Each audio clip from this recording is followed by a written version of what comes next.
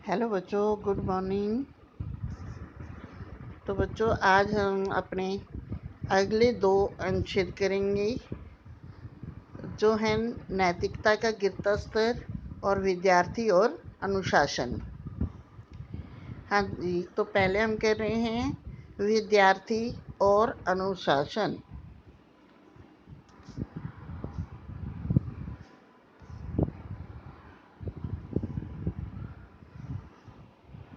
तो अनुशासन का अर्थ क्या होता है? अनुशासन का अर्थ होता है कि कुछ नियमों में बंधकर चलना। तो अनुशासन शब्द 2 शब्दों से मिलकर बना है, अनु प्लस शासन। अनु का मतलब होता है पीछे, और शासन मतलब शासन के पीछे चलना, यानी कि नियमबद्ध जीवन यापन करना, यानी कि नियमों में रहकर जीवन बिताना। अनुशासन 2 प्रकार का होता है, एक बाहरी अनुशासन तथा आत्म अनुशासन। तो बाहरी अनुशासन का मतलब होता है कि जब कानून या दंड के भय से नियमों का पालन किया जाता है तो उसे बाहरी अनुशासन कहते हैं, यानी कि जो अपनी इच्छा से नहीं किया जाता।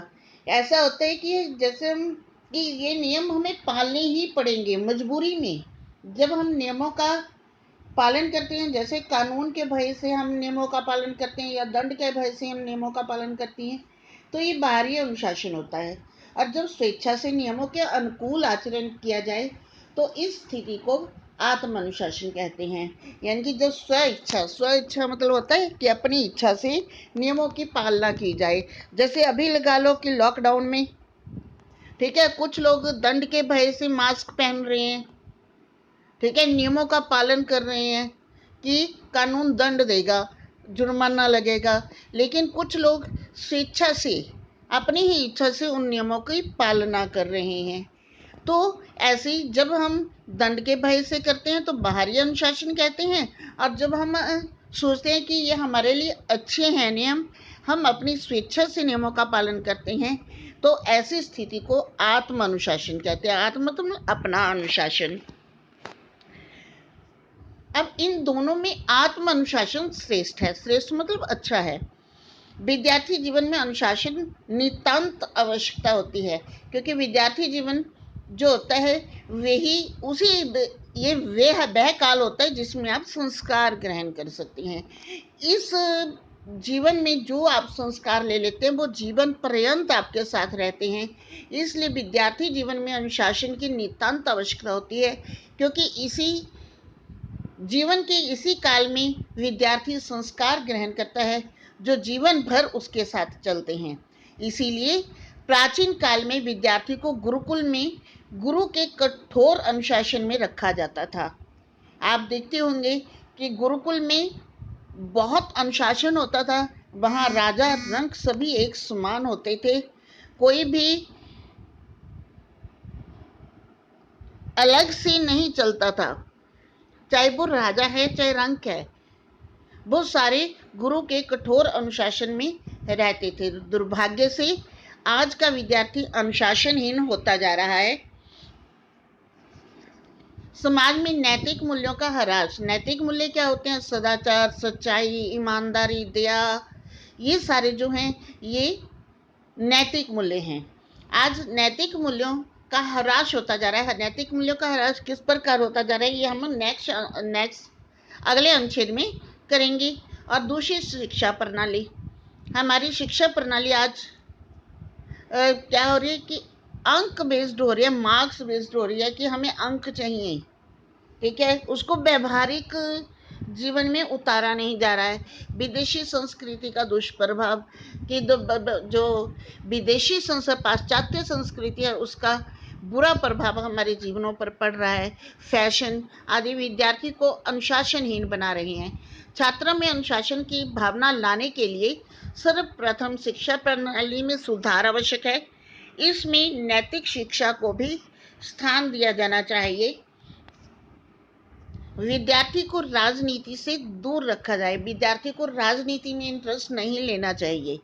ऐसी विदेशी फिल्मों पर प्रतिबंध लगा दिया जाना चाहिए जिनका दुष्परिणाम विद्यार्थियों के चरित्र पर पड़ रहा है।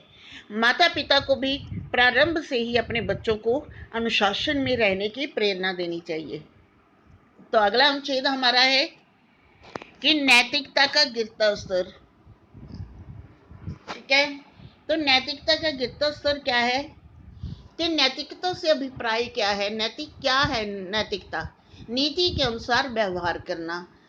ठीक है, ये होता है नैतिकता। जैसे अहिंसा, ईमानदारी, शांति, क्षमा, दया, सादगी, आपसी प्रेम, भाईचारा आदि मनुष्य जीवन के कुछ महत्वपूर्ण नैतिक मूल्य हैं। इन नैतिक मूल्यों का सदियों पहले जितना महत्व था कि आज से बहुत साल पहले भी जिनका बहुत महत्व था, आज भी उतना ही है। लेकिन आज नैतिकता का मूल्य कम होता जा रहा है। अब वर्तमान पीढ़ी क्या कहते हैं, नैतिकता की बातों को पिछड़ापन या दकियानुसी मानती है। ईमानदार को वो मूर्ख मानती है, दया को कमजोरी तथा भाईचारे को डरपोक या असहाय माना जाता है। सादगी आधुनिक जीवन का मूल्य नहीं, बल्कि दरिद्रता तथा पिछड़ेपन की पहचान है। धन के लिए अंधी दौड़ लगी हुई है। सादगी, अगर कोई सादे कपड़े पहनता है तो उसे कहा जाता है कि ये गरीब है। दरिद्रता, पिछड़ापन होता है कि ये बैकवर्ड है। ठीक है, इसी प्रकार दकियानुसी भी ये होता है कि इसकी जो मेंटलिटी है वो बैकवर्ड है। ठीक है, धन के लिए अंधी दौड़ लगी हुई है। आज लोग क्या कहते हैं, धन कमाएं, धन कमाएं, चाहे वो किसी भी तरीके से हो, उसके लिए नैतिक मूल्यों का कितना भी हराश हो रहा हो। आधुनिक पीढ़ी भौतिकवादी तथा समृद्धि संपूर्ण जीवन जीने को ही सब कुछ मानती है। भौतिकवादी मतलब कि सुख वैभव की सारी चीजें हों और समृद्धि संपूर्ण जीवन हो, इसी को ही वो सब कुछ मानती है। सादगी, उच्च विचार तथा त्याग का उनके लिए कोई मूल्य नहीं है। जीवन की गति इतनी तेज है कि न तो मनुष्य के जीवन में स्थिरता रह गई है और न ही शांति। आज लोग धन कमाने में इतने व्यस्त हैं कि संस्कारों का महत्व ही भूलते जा रहे हैं।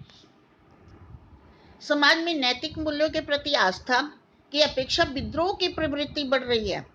कि नैतिक मूल्यों को कहते हैं कि ये क्या है, ये हमें कमजोरी लाते हैं, ये हमें हमें कुछ करने नहीं देते। आत्मनिर्भरता जैसे नए मूल्य जन्म ले रहे हैं। आज लोग क्या कह रहे हैं कि आत्मनिर्भर बनो, बस आत्मनिर्भर बनो। आत्मनिर्भर बनने की होड़ में लोग आपसी प्रेम और भाईचारे को भूलते जा रहे हैं। यानी कि पैसा कमाना है, चाहे वो किसी तरीके, उसके लिए चाहे हमें कोई भी तरीका अपनाना चाहिए। भाई भाई का खून कर रहा है, लूट पाट कर रहा है, ऐसे ऐसे काम कर रहा है आज पैसे के लिए। तो नैतिक मूल्यों का इस प्रकार ह्रास हो रहा है। जीवन में अकेलापन बढ़ता रह जा रहा है। आजकल हर व्यक्ति अकेला रहना चाहता है। नैतिक स्तर को ऊंचा उठाने का एक ही उपाय है कि हर व्यक्ति स्वयं जागे, उसे आत्मबोध हो और वह अपने आप को उत्कृष्ट बनाए। ये था नैतिकता का गिरता स्तर और किस प्रकार हम अपने जीवन में वापस नैतिक मूल्यों को ला सकते हैं। तो हमारे ये 2 अनुच्छेद रह गए थे, वो आज पूरे हो गए हैं। तो आपका ये काम यहीं पे समाप्त होता है। धन्यवाद। ओके।